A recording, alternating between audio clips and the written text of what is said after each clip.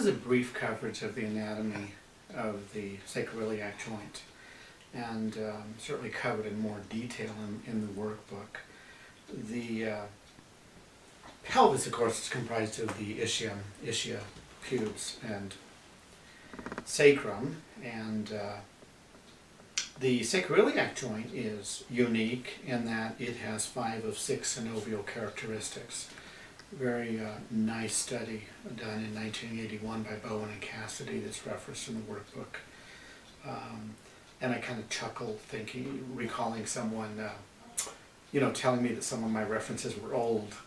Well, that was a landmark article, and any review that did not include that, of course, would be a failure in my opinion. It's a very important reference. And what they found was in the joint, of course, it has true movement, okay? It has a joint capsule within, and the capsule produces synovial fluid, and it has ligamentous connections and cartilage on both surfaces. The one odd characteristic is that on the ilium is fibrocartilage, whereas the sacrum has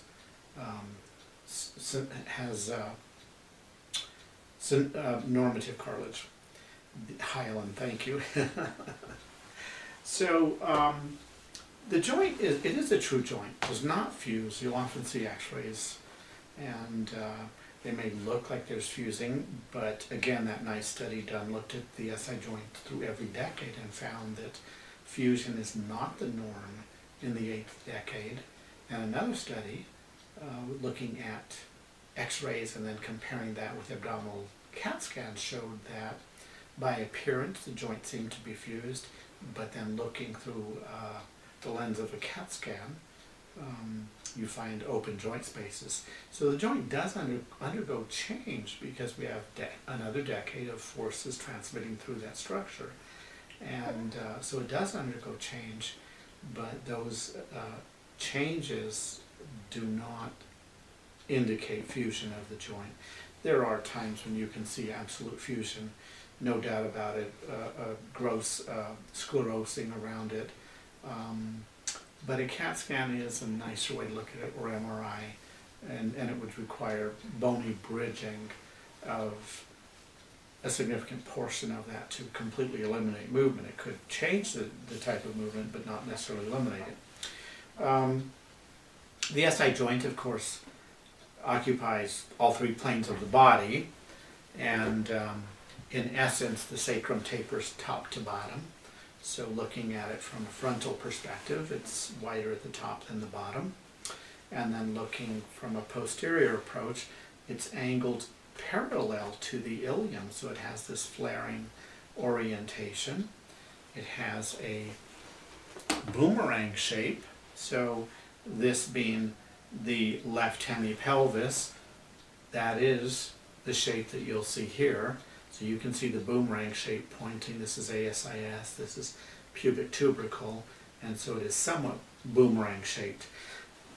Within those surfaces are a lot of grooves, interdigitations, bumps and grooves to add to the stability of that joint. Tremendous amount of ligamentous connection, especially the interosseous membrane, and there's no case in which the interosseous membrane has actually torn, because bone will break well before that can tear. So it's absolutely just designed for stability, and there are at least 3 fundamental different types of sacroiliac joint, which has to do with how much of the surface is shared by different levels, S1, S2, and S3. In a typical, if there is such a thing, SI joint, the angle of that boomerang is at the level of the PSIS and S2, and the lower portion of the joint, which is occupied by part of S2, part of S3, and of course the center again is at S2, part of the upper is S2 and S1. So it basically occupies S1, S2, and S3, not much of S3, but then in a different configuration, someone can have a joint that does extend down into all of S3 and below even, not much. But you can also see joints in which very little coverage is down there, but much of the joint surface is at S1 and S2. And I'm referencing the October 2011 article in the NASS Journal of Spine, and they were actually looking at developmental asymmetries such as lumbarization and sacralization, and did a very nice job of showing different types of joint configurations, which would certainly be very important to appreciate with surgical considerations. But anyway, we don't want to cover too much detail. There are times when the angulation of the joint is altered. So typically it tapers down like this on both sides, but you can have someone who would have parallel orientation, and you can also have someone in which they both do the opposite. That's easy to find clinically, because for treating patterns such as upslip, downslip, in which you cannot find force transmission through that structure, by moving the leg in ab and adduction, you're going to find the angle that allows such. So another category, this is Fryette in 1954, actually described types A through F, and so different perspectives on different types of joints.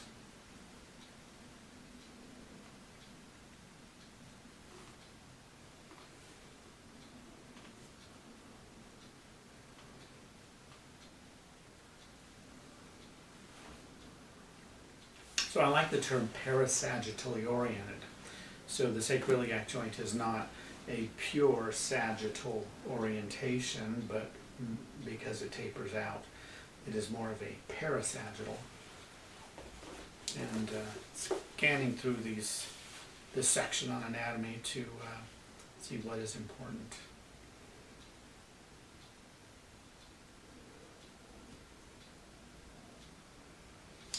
One comment, although normal posture is one in which the ASIS and the PSIS either lie in the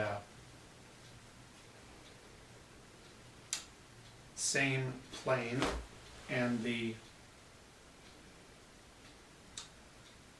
there are clients who will have a significant tilt in which that is altered, and it may or may not correlate with a motion deficit.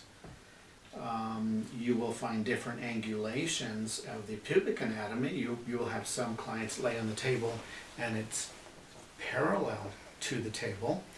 Typically, most people lie in a manner in which the pubic structure is oriented at 20 or even 30 degrees, and some even more than that.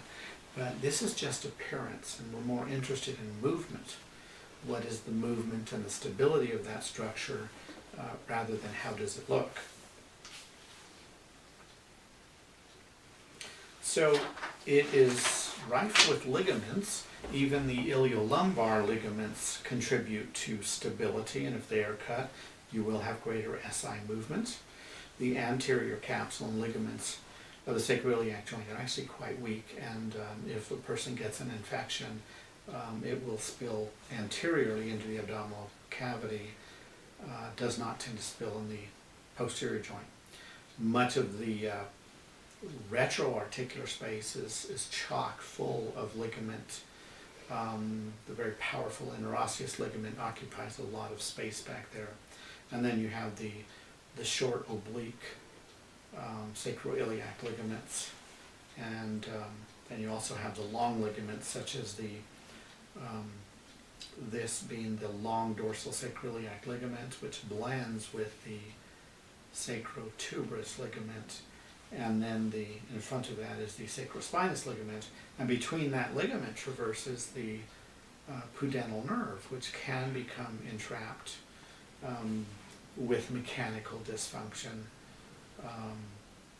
of the pelvis, and occasionally we can help those folks by balancing not just posture, but more importantly movement and appropriate tone in these ligaments. So a ligamentous test is a very important part of the evaluation. So the innervation of the sacroiliac joint essentially is the same as the hip joint. The hip joint, the anterior hip joint, is innervated by as primarily L1, L2, L3. The lateral and posterior hip is innervated more from L4, L5, possible S1. And the sacroiliac, the anterior capsule and anterior ligaments are innervated by L2, L3. The posterior joint more from L3, L4, I'm sorry, the posterior joint innervated more from L4 and L5 and S1 and some of S2, and of course you can always add or take away a segment. Intra-individual differences do exist. And certainly the pubic joint has a lot of sensitive structures in its proximity. It is potentially innervated by ilioinguinal, iliohypogastric, possible contributions from genitofemoral, although it's doubtful. But again, variation is not uncommon. There are times when iliohypogastric remains outside of the inguinal canal. There are other times when it joins with the ilioinguinal, etc., etc.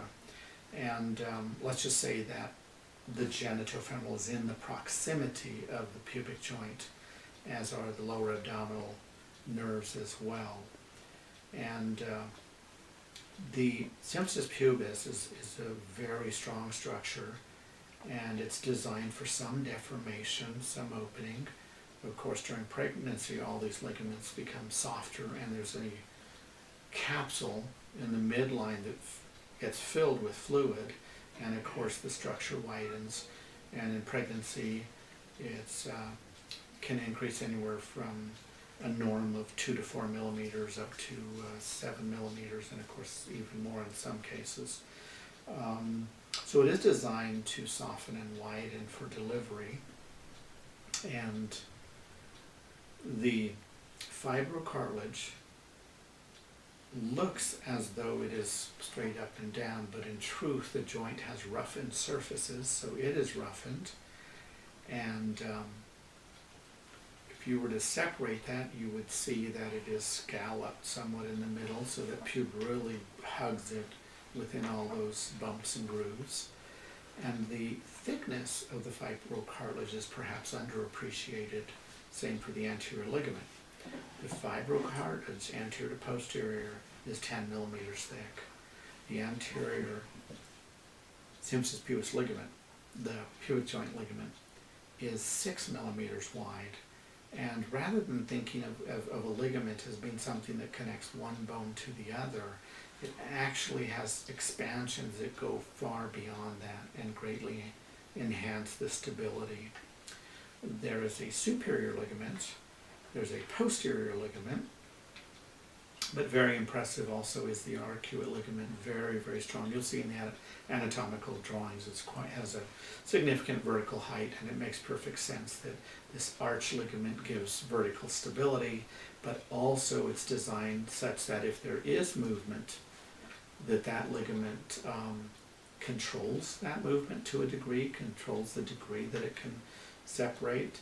And noteworthy is that the dynamics of going from a supine to a standing posture are the very same dynamics of the pelvis during birth, in which during birth the goals are to increase AP dimension, so the sacrum forward bending increases lower dimension, and the ilia fold inward, and as does the upper pube gets compressed, but the lower pube separates, ischia separate, increasing medial to lateral to medial to lateral dimension. And we do discuss the birth process later on, and we discuss what happens in traumatic birth where the pubic joint ruptures, and we share MRI evidence to show that process actually converts from being as we just described to then occurring in the transverse plane to optimize stability while at the same time maximizing movement and delivery. So the receptors are covered in the workbook, and I'll just briefly cover them.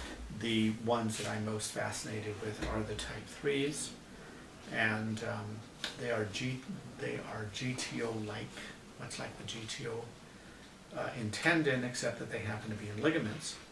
They have a low threshold and a slow adaptability, and they are active at the extremes of end range. So when we take up the slack through a structure, I'm quite convinced we engage those ligaments. There are certainly large muscles that influence the function of the pelvis and influence the stability of the structure. And the anatomy section of the workbook is very worthwhile to look through it. It has an abundance of drawings, and I would highly recommend looking through them. And I don't see any that I feel that I need to cover right now with you, but I just want to continue looking to make sure that I am being appropriately thorough. In the center of the joint, right behind the apex here, is a depression in the sacrum and an elevation that I'm touching here called Illy's tubercle. And that is a site of attachment to a very strong part of the Illy's ligament, which occupies 14% of the space here, and it has less elastin than the rest of the ligamentous structure. Excellent coverage of that ligament by Roy Bechtel, the physical therapist, and his article is of course referenced within the workbook.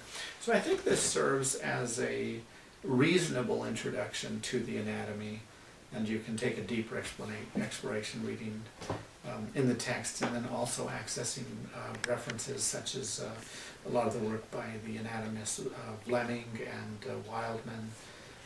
They did one in 2012, a Journal of Anatomy, and so there certainly is greater depth of appreciation that's accessible in the literature, but I think this serves as a appropriate introduction. Thank you.